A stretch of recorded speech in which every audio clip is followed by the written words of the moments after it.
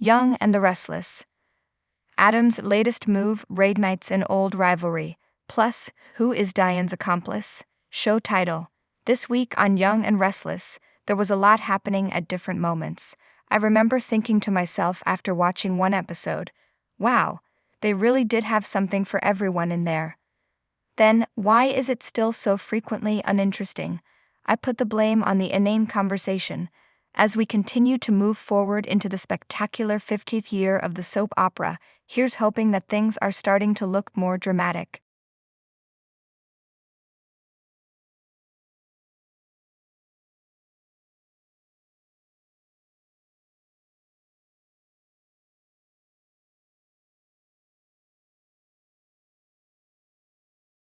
As the tide becomes higher, after a tumultuous week in which she got into a fight with Adam, cried an ugly cry, and got a drunken ride home from her superhero guru Chance, during which I kept waiting for her to make a pass at kissing him, Chelsea finally got a break when Billy invited her to come and hang out with Johnny at the pool.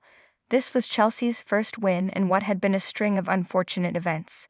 When Chelsea asked the child in a somewhat maternal manner if he was applying sufficient sunscreen, I couldn't help but chuckle at the perplexed look that appeared on his face.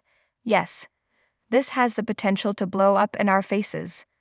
On the fringe of the dramatic, the conflict between Nate and Divan is becoming worse, and Elena is having a confrontation with Imani in some scenes that I've heard described as hot. I concur. Nate stormed out of the room as Jill dropped in to stir the pot, which ended in Jack's talk with Billy foreshadowing the COO's ultimate spiral out of corporate life, and Jack's conversation with Billy foreshadowing the COO's eventual spiral out of corporate life.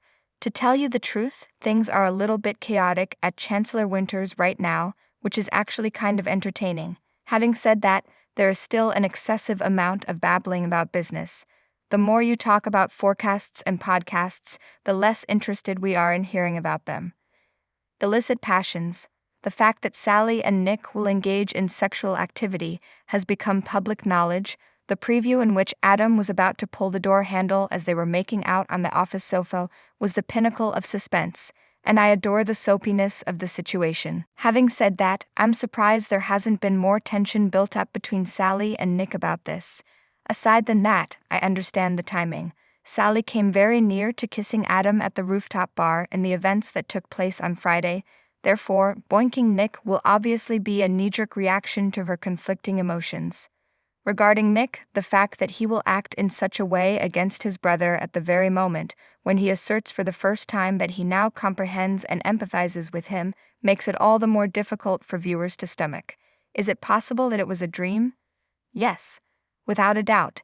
In the event that this does not occur, there is a significant likelihood that Nick's guilt will go into overdrive, which may prompt him to engage in a wide variety of behaviors.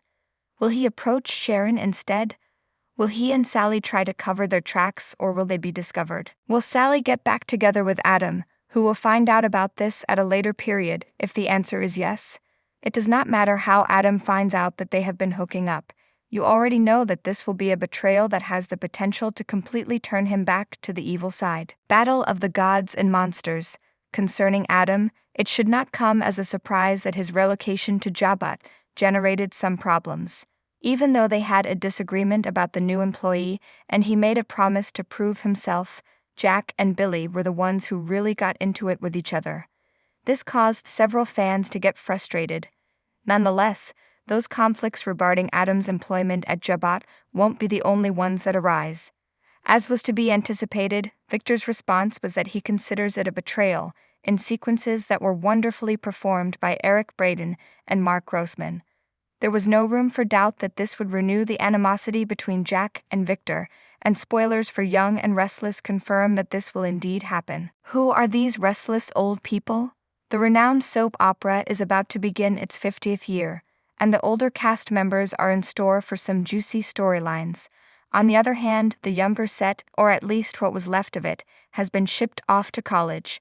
It's a good thing that fans were left angry over Faith and Moses' fumbled exits, because it's a good thing that sources later informed them that the characters would be recurring. Fans were left fuming over Faith and Moses' bumbled exits. Having said that, the soap opera ought to be cultivating its younger generation and enabling us to come to know them on a deeper level through dramatic stories, so that we have an investment in them as they move into the future. After all, it was during the troubled years of adolescence that people like Billy Abbott and Christine Blair entered our lives. The one who can confess to Tessa, Christine, may very well be getting a tale where she acts as Tessa and Maria's adoption lawyer, which would give her a purpose to appear on screen once more. This would be possible as a result of Tessa and Maria. Sharon will, of course, also be a part of it, which is fantastic news, yet it's still a shame that she won't be the protagonist of her very own story. In reference to recent happenings, I was perplexed by Tessa's apparent anxiety while modeling in the park because in her previous career as a touring musician, she would have participated in a plethora of publicity shoots. To me, it seemed like another chance for Maria to play the role of Tessa Whisperer, which is becoming a recurring theme. Le Confidential. Susan Walters deserves a shout-out because she is doing an amazing job of making us feel sorry for Diane. Thanks to her, viewers are nearly convinced that Nikki and Phyllis are acting in an entirely irrational manner. The most important question that needs to be answered right now is who was responsible for ending the sequence of stories on Diane and sending her the cryptic text. There is a lot of conjecture among the fans that it is Tucker McCall, who not only had a history with Diane but also with Ashley.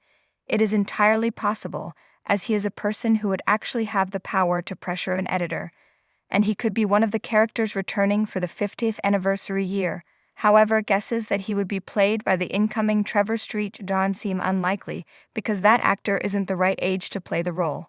Although it is entirely possible, it seems unlikely that he would be played by the incoming Trevor Street John. I've heard it suggested that Deacon might have been the mystery texter who bailed Diane out, but it doesn't make any sense to me. How would a down-on-his-luck ex-con with the pull to stop a journalist of Talia Morgan's ilk be able to aid Diane? Another possibility, and the one I favor the most, is that it is Ashland, who is still alive despite Diane's assistance in staging his supposed suicide. I am aware that this is a stretch, but on the other hand, is it really that far-fetched considering the fact that they brought Diane back? This hypothesis is consistent with her response, which was to let the individual know that the situation is still volatile there, and that they shouldn't get in touch with her because of it. The B and she has missiled Phyllis by saying that she is traveling next week, as this trip won't take place until much later in the month of September. Anticipation.